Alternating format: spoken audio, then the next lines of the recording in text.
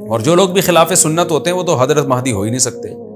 آج تو مہدی ہونے کا دعویٰ ایسے ایسے پاگل فضول قسم کے لوگ کر رہے ہیں، جو انسان ہونے کا دعویٰ کرنے سے پہلے ان کو سوچنا چاہیے کہ ہم انسان کے بچے بھی ہیں کہ نہیں۔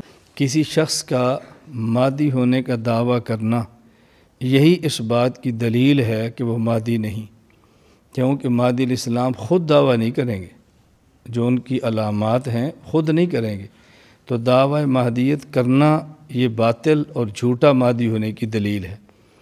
بہت سارے لوگوں نے زور آزمائی کی ہے، کچھ دنیا سے چلے گئے ہیں اور ذلت کے ساتھ گئے ہیں، بعض اب دعوے کرتے ہیں وہ بھی جائیں گے اور ذلت کے ساتھ جائیں گے۔ اپنے دین کے بارے میں معلومات حاصل کرنی چاہیے، ہمیں اپنے عقائد بھی آنے چاہیے اور عقائد پر دلائل بھی آنے چاہیے۔ جب اپنے عقائد اور دلائل معلوم ہوں، کوئی شخص جھوٹا دعویٰ 1000 بار بھی کرے وہ آپ کو اپنے دعوے سے ہٹا نہیں سکے گا۔ الجھنیں اس وقت آتی ہیں جب اپنے عقائد ہم بیان نہیں کرتے، عقائد پر دلائل بیان نہیں کرتے، کوئی جھوٹا شخص جھوٹا دعویٰ کرتا ہے تو پریشانیاں شروع ہو جاتی ہیں۔ اور اب چونکہ میڈیا کا دور ہے، اور میڈیا بھی یہ کہیں کہ بس دجالی ٹائپ کا زیادہ ہے، تو شاید یہ بے جا نہیں ہوگا۔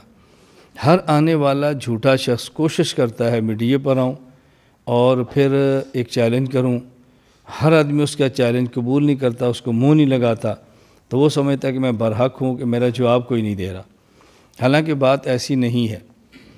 اب ہر شخص کو سوشل میڈیا پر آتا ہے، اس کی خواہش ہوتی ہے میری ملاقات بھی نہ ہو، میں بیٹھ کر بات بھی نہ کروں، ایک ویڈیو بنا کر اس کو سوشل میڈیا پر وائرل کر دوں، وہ دنیا میں چلتی رہے اور میں ڈنڈورا پیٹتا رہوں کہ میں سچا ہوں، ورنہ میرے مقابلے میں 10 علماء نہ اتر آتے۔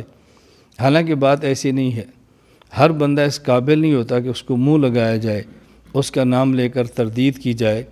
ہمارا مزاج یہ ہے کہ بس عقائد بیان کریں، دلائل بیان کریں اور لوگ اس کو سنیں اور سمجھیں اور سمجھ آئے تو آگے پھیلائیں۔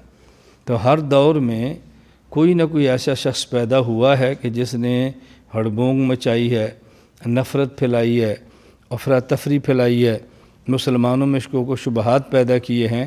اللہ تعالی ہم سب کو اپنے عقیدے پر پکا اور مستحکم فرمائے، اللہ تعالی ہمیں اپنے عقیدے پر قائم رکھے۔ تو کتنے لوگ ایسے گزرے ہیں، تو یہ اس قسم کے فتنے ہیں جو پہلے بھی تھے، اب بھی ہیں، کوئی نہ کوئی آتے رہیں گے۔ انشاءاللہ العزیز اگر ہم میدان میں نکل کر کام کرتے رہے کہ تو یہ فتنے اپنی موت آپ مرتے رہیں گے۔ اللہ تعالی ہم سب کو اپنے عقیدے پر پکا رکھے۔